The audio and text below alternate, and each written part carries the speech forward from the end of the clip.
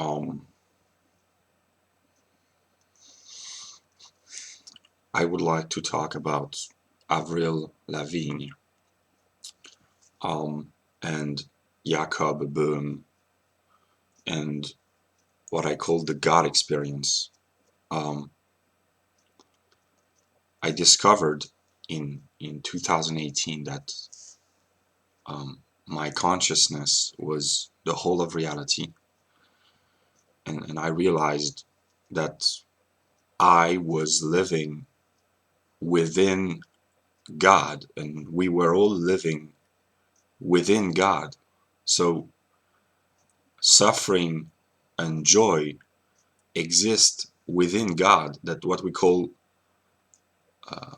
nature or the world or the universe or the substance, to speak like Spinoza. This is all the modes of God, and we are plunged in it. And Jakob Böhm says that the eternal free will, the, the inchoate darkness, primordial void, has out of its own free act introduced itself into pain and darkness and then a kingdom of joy because it wanted to experience itself. And the Kabbalah says that God wants or wanted to see God. And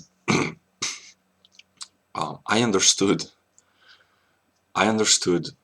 that in not that what I'm saying, but I understood something in May 2018 when I was in my Hegelian Christian cultural Hegelian mood, and I had an idea by watching a video by Paramore, Ashley Williams, and I said to myself, what I am seeing when I look at Ashley Williams, the singer of Paramore, is not a very attractive Aryan female. It is the idea of beauty, the Platonic idea of beauty made manifest in reality. So I had an inverted view of reality, which was actually the real view of reality, naming that the real is the fallenness of the idea, and what people call beauty in beautiful women helps us elevate our minds to the contemplation of the real eternal beauty of a Platonic type. And I understood that in the God experience, you have to accept the whole of God, the dark and the light, the painful and the sorrow and the joy, and it is the entire experience. And the mind would like to have only the good parts without the bad parts, but God wants to see the whole of itself. And I will just read a few lyrics in the song. I wanna stay this way forever. I said it loud. Now you're in and you can't get out. It's in the song Hot. Is that I, as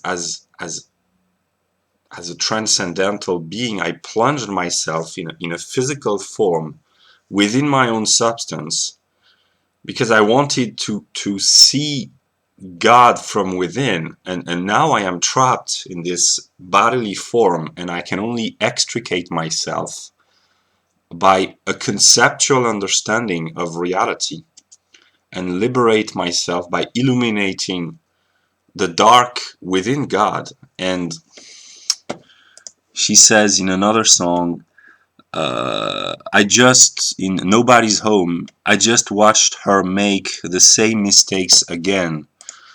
Uh, this is God talking to the soul and saying the soul keeps making the same mistakes all over again. She's attracted by beauty but the price to pay for the contemplation of beauty is suffering in the flesh.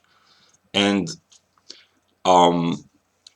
another song, uh, the best damn thing, and Avril Lavigne sings, I am the best damn thing you'll ever see. And it's not necessarily true, but Avril Lavigne is, truth be told, maybe one of the most beautiful, most attractive woman in existence. But the price to pay for the contemplation of her beauty, and it's a platonic beauty. Of course, there is also sexual attraction, because she's very attractive, and I am determined as a male to be attracted by beautiful female. That's my nature. But the kind of attraction that it arouses is a platonic type of attraction, because I see the idea being expressed in her song, and I conceptually understand what she represents. And she is one of the best things that God has to offer. It's a beautiful voice, a beautiful a body, a beautiful mind, and I have nothing other to bring to mankind than to help them appreciate the inner beauty of creation, and to show them the ideal archetypes which are made manifest within creation. And I cannot um, I cannot do anything other than I cannot bring prosperity to all or something like that. I must just, through a rational cognitive act, show to other consciousnesses the conceptual beauty within creation, and to teach myself the strength to accept the bad parts, and to conceptually understand that the bad aspects of God are the price to pay in order to contemplate the good aspects. And that's very difficult, but when you conceptually understand the beauty of something like Avril Lavigne coming out of God's mind, it's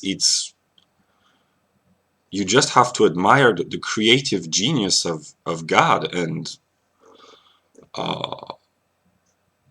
even if you adopt a Darwinian perspective, which is not true, but the idea in Darwinism is that it is through suffering that the organism elevates itself to intelligence and beauty and strength. So it's kind of an alchemical process, retrospectively projected backward in time. But Darwinism is not true. But it shows the idea that the price to pay for the contemplation of beauty is suffering, and the philosopher is the one who understands the logical necessity of including both aspects. And yeah, so um, that's what I wanted to say.